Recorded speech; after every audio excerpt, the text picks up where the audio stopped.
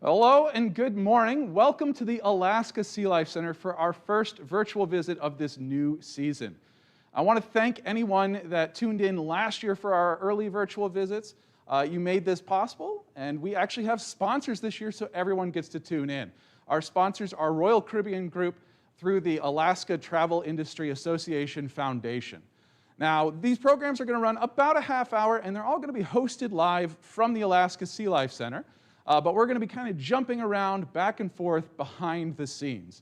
Now, just to give you an idea about the Alaska SeaLife Center, for anyone that's never visited us, we are located in Seward, Alaska, which is south of Anchorage, but we're right on the northern edge of the Gulf of Alaska. And I stepped out this morning and took a quick clip, a little time lapse of our sunrise. As you can see, this past week we have gotten some snow finally up on the mountains, and although the sunrise was a little earlier, officially, if you Googled sunrise for Seward, Alaska, it didn't actually get up above those mountains until just before 9 o'clock this morning. Now, you are more than welcome to use the chat here on our live program, but also feel free to text us. That number is in the description down below if you're watching live. But if you're not watching live, leave a comment on the video, and we will try to answer as many of those as possible. So for today's program, we're actually going to be talking about something that goes on pretty frequently here at the SeaLife Center. And when people hear that, at the SeaLife Center, if you work there, you might get to be a scuba diver.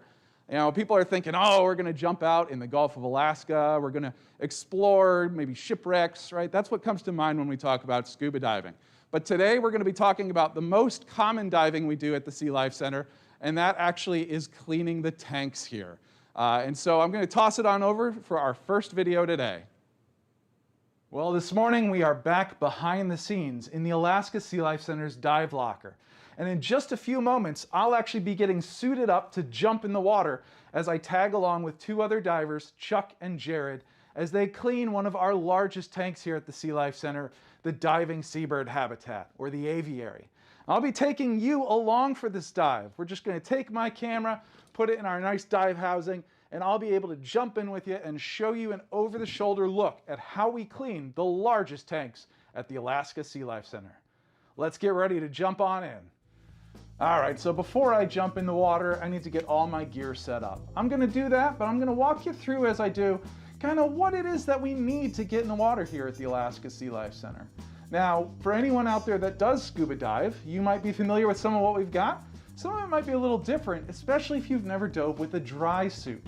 That's one of the things that we do need to dive with here because our water is about 45 degrees Fahrenheit, somewhere around 7 degrees Celsius throughout the year. And so that's pretty chilly water, and our dry suit keeps us nice and, as the name implies, dry, but also more importantly, it keeps us very warm in the water.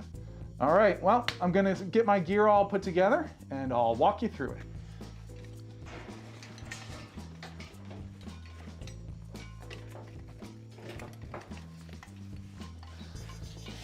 So one of the important pieces of gear is actually a vest that we can inflate with air from our air cylinder.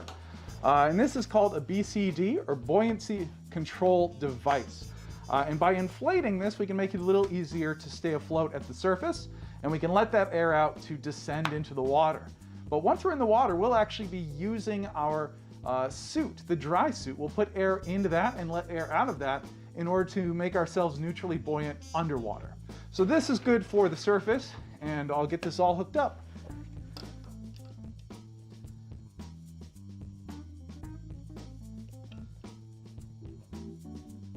So another important piece of equipment here is my regulator. So this actually goes in my mouth when we're diving, and this is how I breathe the air from the cylinder. I don't just have one, however, I have two. One of these is for, if there was an equipment malfunction, maybe my buddy had something wrong with theirs, they could breathe off of my spare regulator, and we could work our way to the surface to end the dive. I also have some gauges here.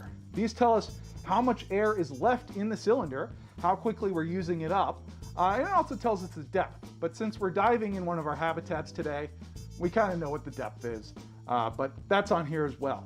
And then we also have some inflator hoses. Those connect to the BCD and to my dry suit, and that's how we put air from the cylinder into those devices to control our buoyancy.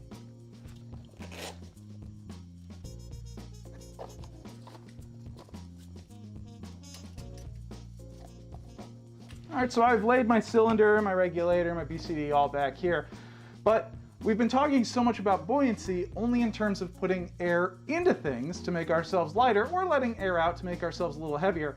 But we actually have to start with some weight just to be heavy enough to dive. And in that case, we use a weight belt. So this weight belt has some pockets in it, and we wear this. Let me open one of those pockets up. And inside we have some weights. Now, each diver here actually kind of figures out how much weight they need to make themselves just as close to neutrally buoyant as they can. And that makes it so you don't have to waste as much air controlling yourself in the water. So I'll be wearing this vest, but if I needed to let go of those weights real quick, there are little pull straps that you can just pull and it drops those weights so you can get to the surface and end your dive. But I'll be getting this all set up for my weight. All right, so we've got some of the more universal pieces of dive gear here now. We've got our fins, right? Make your feet nice and big like a duck's, but they really help us just move around in the water. You don't want to be walking in them, but underwater, it's a lot easier to move if you've got these fins on. Then I've got some other stuff to keep me warm. I've got dive gloves. Now, unlike the dry suit that's actually going to keep me dry, these gloves do let my hands get wet, but it's just a thin layer of water that my body can then warm up a lot easier than trying to warm up all of the water in the habitat. I've also got a dive hood, very similar. My head will get wet, but it's going to be a lot warmer with this hood on than it would without. And then I've got a mask and snorkel. Now, because we're diving in the seabird habitat, those birds do like to cause some problems sometimes and sort of chase our snorkels around. So I'll actually be diving without the snorkel today, but the mask does help us see underwater. So I'll be taking this along. Now, obviously, I don't want to just jump in the water wearing my work uniform. It's not going to keep me dry or warm. So I have to get dressed in my dry suit, but the dry suit by itself wouldn't really keep me that warm. So we actually wear layers underneath our dry suit. And since the dry suit keeps those dry, you can wear some really nice warm layers. First thing I'm going to end up putting on, just some base layers, really thin stuff. You might wear this on a really chilly day if you were going, hiking up into the mountains or something like that. Just some simple base layers. Then we have a much more significant layer. So this is called the weasel suit. And this is just a one-piece suit, got a zipper up on the front there. And it is very insulating, very warm. And once you get in this, you really start sweating. So those base layers help a lot as well, at least until you jump in the water. And then this has little boots as well. Keep your feet warm because your feet will definitely get chilly if you don't have some sort of insulation on those. And once you have your insulating layers on, then you can actually put your dry suit on. So this is the dry suit.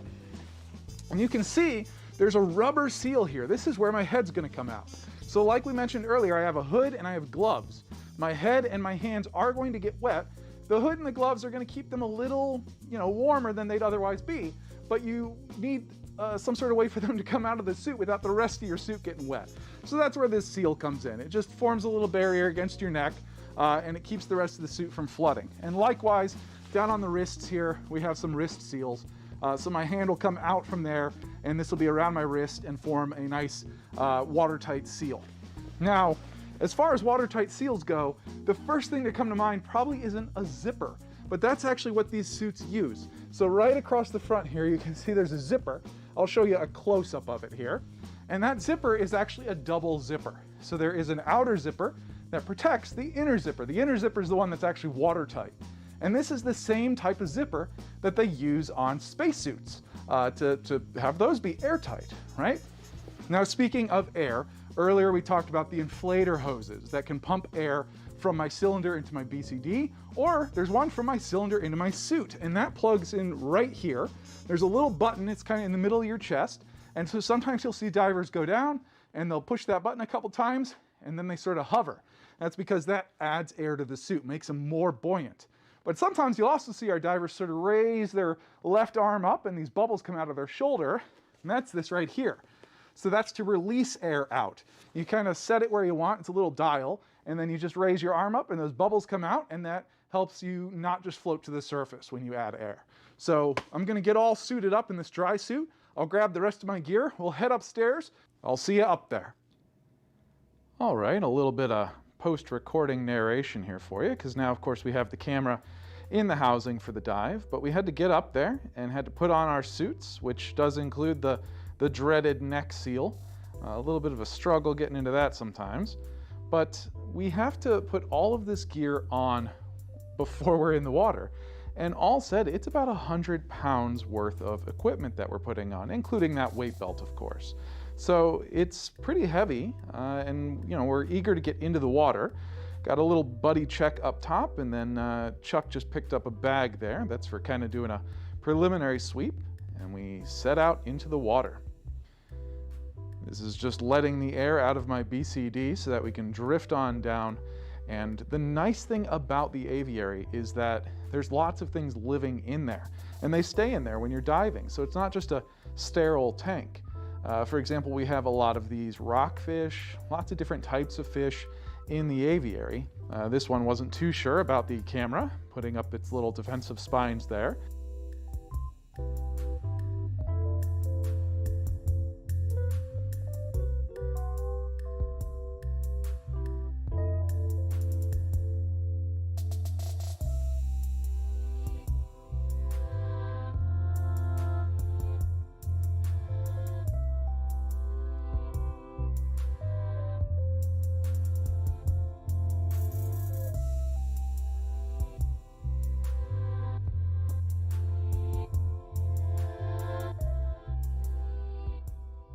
And of course, this is my favorite fish in the aviary, probably my favorite fish in the whole SeaLife Center. This is the wolf eel that lives at the bottom of the aviary.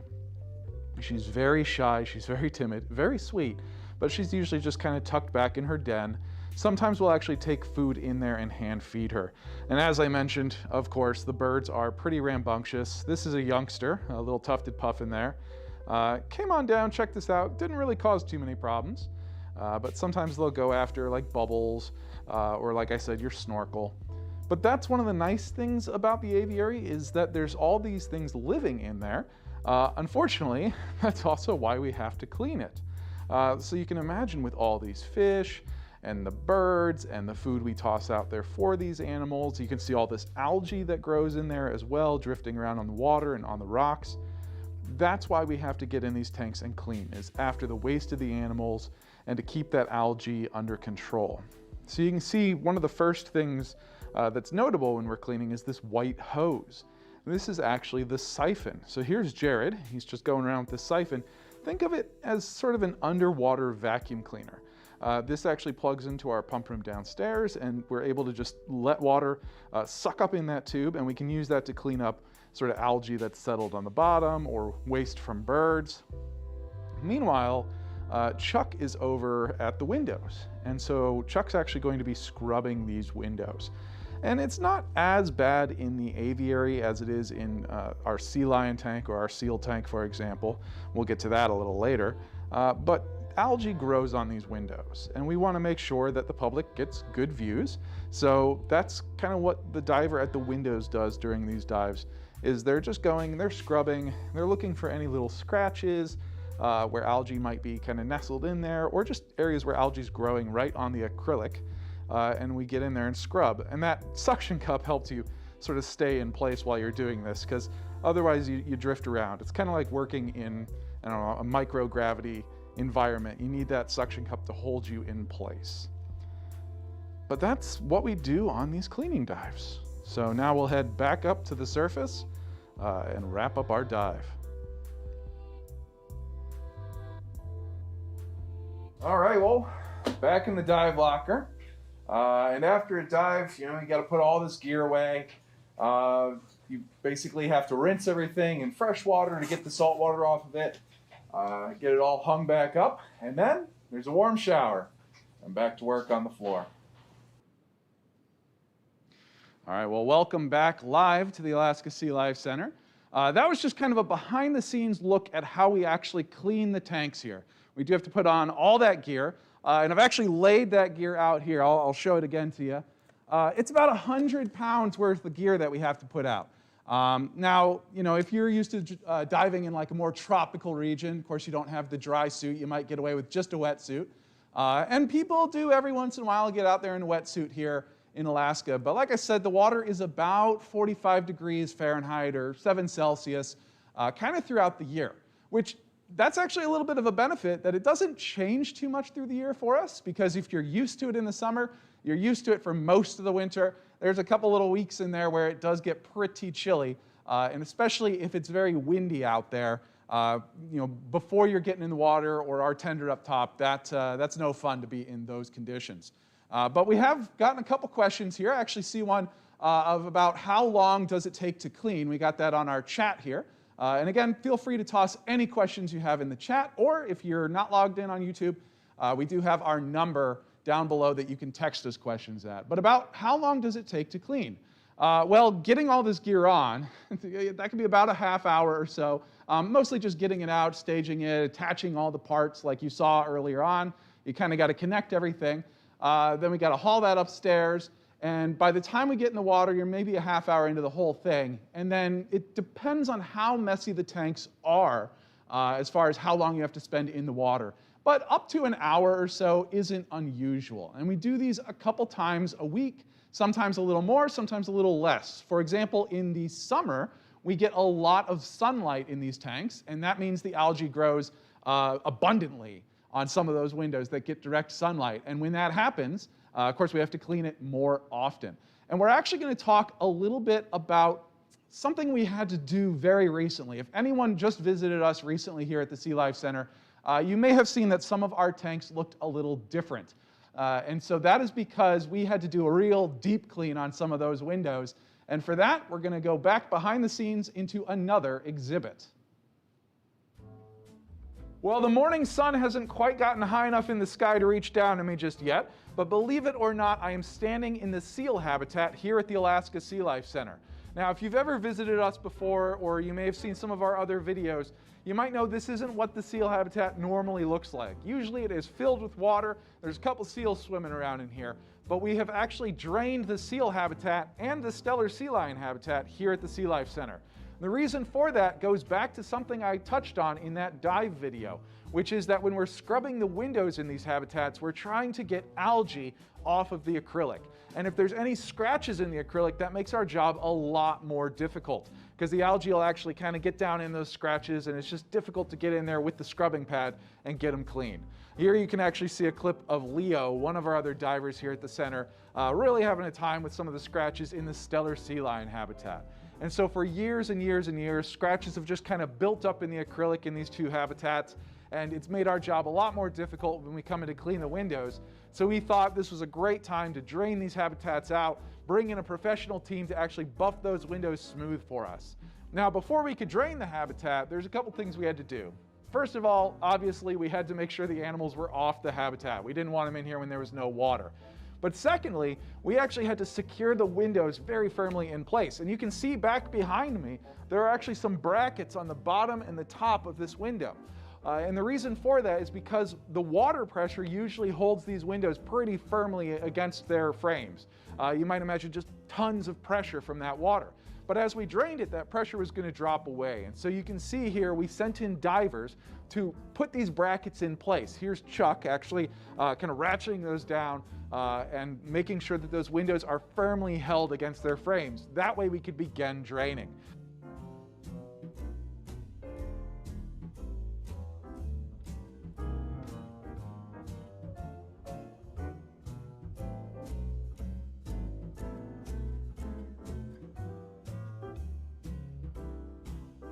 And here you can see from this time lapse, it took a long time to drain. We really took our time with it because we didn't want to shock anything with either the temperature change or the pressure change.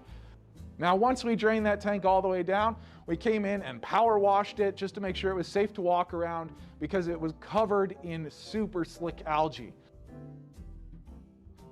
And once we were done power washing it, then the team was able to come in, set up their scaffolding, and get to work buffing these windows smooth.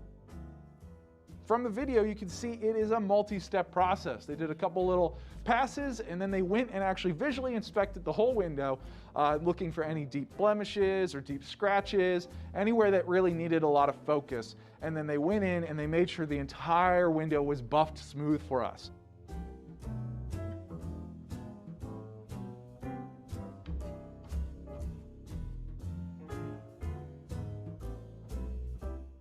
Now that they've buffed those windows smooth for us, we can refill this habitat, get the seals back in here, and the windows, since they're nice and smooth, will be very easy to clean of algae. And that means we can give our visitors the best view of the animals that are living in these habitats.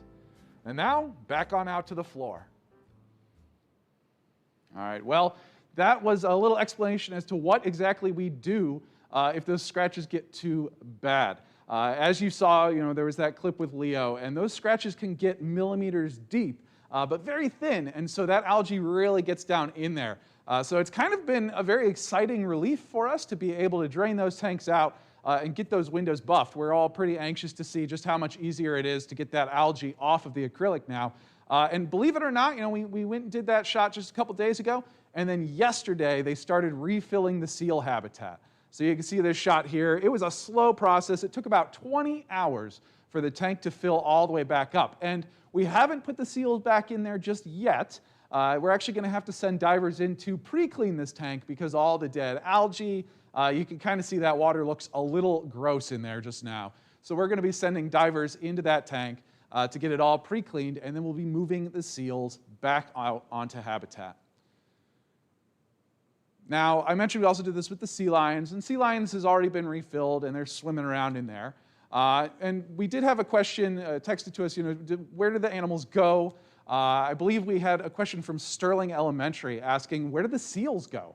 And so when we take these animals out, we have some back holding areas, and they can be put there. Some of the sea lions actually got brought down on an elevator and wheeled to the other side of the building because we have some back pools over there. And it isn't the only time that we'll put those animals out there. We actually shuffle animals around in the SeaLife Center, not infrequently, just to make sure everyone's kind of getting a little new environment here and there. But one of the things to note is that, the birds, the fish, they stay in this habitat when we're diving. The seals get to stay in their habitat when we're diving, although they're a little more skittish sometimes. The sea lions, they always get taken out of their habitat anytime we dive in there. And it's not out of concern that the animal would be aggressive towards us. It's just if they even decided to kind of play with us or nudge us, you have an animal that's could be over 2,000 pounds, at some point, bumping you, and that's not going to be good.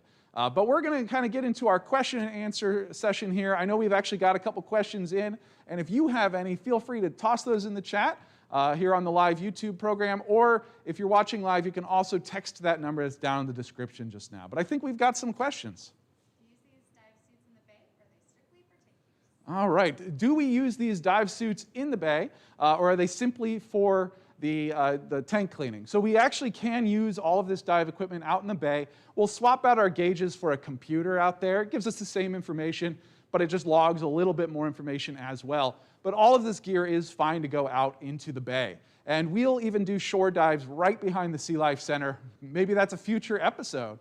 If folks would like to see that, maybe I can tag along on a shore dive as our aquarium department goes out to kind of see what's growing back behind the SeaLife Center. I see a question right here in the chat. How thick are the windows? It's really difficult to tell, and especially now that we've cleaned the sea lion and the seals, it's even more difficult to tell. I used to tell people, kind of get close and find a scratch on the inside and then see how far away, like the surface of the window is to the scratch. But some of the acrylic at the SeaLife Center is about this thick. It's just these thick, thick panes, and of course it's because of all that water pressure that is pushing against them. Let's see another one here. Where the scratches caused by the seals. All sorts of different stuff can cause those scratches. For example, a lot of the concrete, during the winter, it gets wet, and then it freezes, and it thaws, and it freezes, and over years, every once in a while, a chunk will fall off, a little piece of concrete. But our sea lions love to play with that concrete piece. They'll kind of pick it up, they'll juggle it, and sometimes they'll even show it off, and that, unfortunately, can scratch our acrylic. The seals, we're actually not too sure. They like to take naps on the bottom of that tank, though. You will just see them sitting down on the bottom. And I think sometimes they get a little grit in their fur from that. And then when they wake up and they swim against the window, that could cause some scratches. Because there is definitely an area of some scratches where it seemed like a seal liked to go past that area on their laps around the exhibit. Do we have any other questions texted in? Oh, got a question. How do I see underwater without my glasses on? Well, not well. Would be an answer if my prescription is just a bit worse. I see okay without my glasses. And in part, that's because when you're diving, the pressure of the mask actually pushes back a little bit. It changes the area around your face, around your eyes. I found that always helped enough for my prescription until just recently. That and the magnifying effect of the water. My prescription's starting to get into an area, though, where I should be looking at a prescription mask. And that's something I'll be getting hopefully in the next year or so. So you can get a custom-made dive mask that actually has your prescription. Now, you can even get bifocal masks. I've seen those for people that need those bifocals, and so if they're trying to look at their gauges, they can read up close, but then they can also see around them. And I'm just starting to get in that area where I think it'd be pretty nice to have a prescription mask. Any other? Do the fish ever bite you? Ooh, a question of, do the fish ever bite us, right, when we're in there? There are actually a couple little aggressive fish in there. We have some greenlings that really just kind of want to spook you off. If you get too close to where their eggs are, they will sort of come at you, and I've had them kind of like pull at your gloves a little bit, but they're not chomping on you. The one a lot of people are always surprised that we interact with so much is the wolf eel. And I talked about in that clip, she is my favorite fish, probably in the whole entire SeaLife Center. But we will hand feed her. So as soon as he and I have had her, one time, like she doesn't see very well. And one time she kind of got like hold of my knuckle, but she didn't chomp on it or anything like that. She sort of went, whoa, this isn't right, and she spit it right out. She's very sweet. We can actually even pass her back and forth between two divers where you'll feed her, you'll point her at the other diver with food. She's very timid, and this is one of the reasons we hand feed her, is because she's actually a little afraid of some of the other fish in there. She won't necessarily come out all the time during meal times, so every time we go in there and dive, if she hasn't been out and about very recently, we'll get in there, we'll make her kind of exercise, and we'll get her some food. I see another question here in the chat.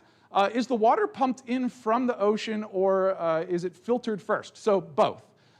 We do pump our water in from the bay. There's a little intake that actually runs out offshore a couple hundred feet and down a couple hundred feet. So it's pulling in water from about 300 feet down, actually. It's pretty chilly, but we do filter and sterilize that water. And we actually will do that when it gets pumped out as well. And so the way that we are filtering our water is with, it's called particulate filters. Or gravel filters. It's basically like gravel and then a little finer gravel, and then some sand and then some silt.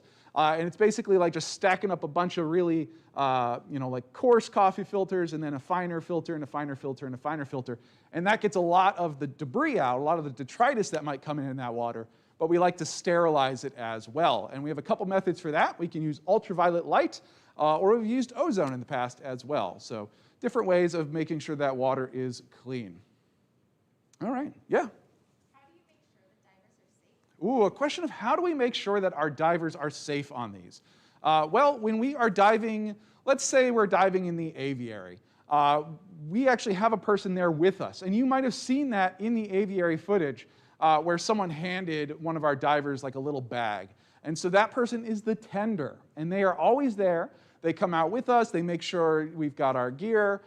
They will actually sit at the surface and watch our bubbles. They take the time of when we're entering, when we're exiting. They also have something called a diver recall device that if we needed to come out of the water, they could actually signal us underwater with a little acoustic device, and that way we could come up. They also make sure that like the siphon hose is all coiled up and uncoiled, and they'll radio life support. Those are the folks downstairs running our pumps.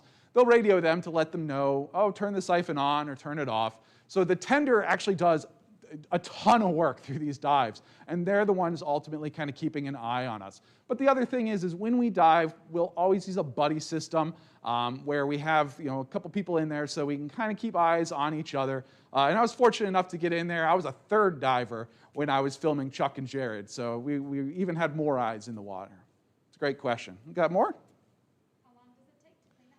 Ooh, another texted question of how long does it take? And we talked about this a little bit earlier. About a half hour of setup of getting the gear on, and then once we're actually in the habitat, it kind of depends. You can see here, like the siphoning, you might imagine, it can take a long time getting in these nooks and crannies, and so that can take a little while longer. But about an hour or so is kind of what we look at for the big, deep tank cleans. Any other? Ooh, how do you get to be a diver at the SeaLife Center? This is great. A lot of people are like, is that just a job by itself? No, it isn't. Basically, anyone at the SeaLife Center that has an open water certification, I have mine from Patty, for example. If you have an open water scuba certification, then they put you in as a candidate for the dive program. Most people don't seem to come up here with dry suit training, though.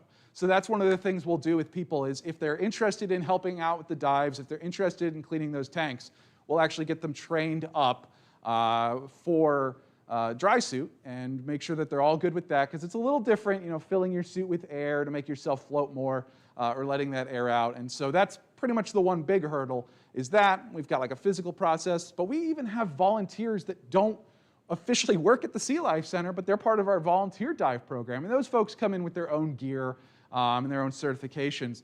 But it's a really wide window of who at the SeaLife Center can be a diver. Got another text, it looks like. Oh my gosh, from Seward Elementary, they want to know how many fish are in the center. I think we're close on to thousands of fish at the center. As far as just ultimate species go, that's definitely into thousands if you're including things that aren't fish, like our invertebrates, like octopus, anemone, that sort of thing. In the tank itself, in the aviary tank that we're seeing some footage of now, a lot of them are these little rockfish. A lot will tuck down and hide out of sight. We've actually got some sculpins and that sort of thing in there as well that hide really well. So something I always tell people is there are more fish here than you see. And that's because you really got to peer close in order to see those. And again, that question was from here local, Seward Elementary. So that's pretty fun to see folks tuning in local. And it looks like we don't really have anything more in the chat right now, but we've got another text, and then we'll probably start winding down for today. Ooh, how dark is it under the water for the divers when we're in there? So these tanks aren't too deep. For example, this tank, the Aviary, that is our deepest tank, gets down to about 22 feet deep or so. And it's not too dark. I mean, you can actually see the light behind me right now. We don't have any light shining down from above other than just the natural light of the sun. But in the middle of the winter, the sun is going to come up a lot later. And so early morning dives can be pretty dark, and they will actually turn lights on sometimes for us in there. It's mostly just that it gets murky, and you want to be able to see, like, yeah, I've got this area pretty clean, or no, I still have to siphon this area. So it's never just pitch black. We never have to take dive lights in or anything like that. But when I had that dive rig, when I had the camera rig, that actually had two really big bright lights on the top of it. And I spoke with Chuck afterwards, and I was like, hey, sorry if I blinded you with these really bright lights. And he actually said it was great because it helped him see a little bit more of the scratches in the acrylic that morning. So we can always use more light, but it's never super dark in there for us. I do see one final chat message here. It looks like, how long can you stay in the water when you're diving? Again, the cleaning dives, we get in there, we do the cleaning, we're done in like maybe an hour. And depending on how fit you are, you might still have a lot of air left. I usually use up a majority of my air in about that time anyway. But if you're really calm, relaxed, you use that air up a little slower. If you're pretty fit, you'll use that air up real slow. But the big thing is you will eventually get cold. Even with our dry suit, even with those layers, eventually you're just kind of like, gosh, this is not fun anymore. You're not moving a ton when you're cleaning these tanks, especially if you're up at the window. You're basically just suction cupped to the window, and you're scrubbing the window, and your legs will start to get cold because you're not just like sitting there kicking or anything like that. But I do want to thank, before we go, I want to thank our sponsors one more time, because again, this new season of our virtual visits is going to be free for everyone to tune on in Wednesdays at 11 o'clock, and it is sponsored this year by Royal Caribbean Group and the Alaska Travel Industry Association Foundation. So thank you so much to them for sponsoring this season for everyone out there. And thank you for watching. We do love when people come in, they ask these questions, and our hope with the virtual visit is to give you a little bit of behind the scenes glimpses of what goes on to make the SeaLife Center what it is. And we understand, not everyone can make it to the SeaLife Center right now, but we want to make sure that you're still able to experience what we've got here. So I'm going to sign off for now, but thank you so much for joining us, and we'll see you next time.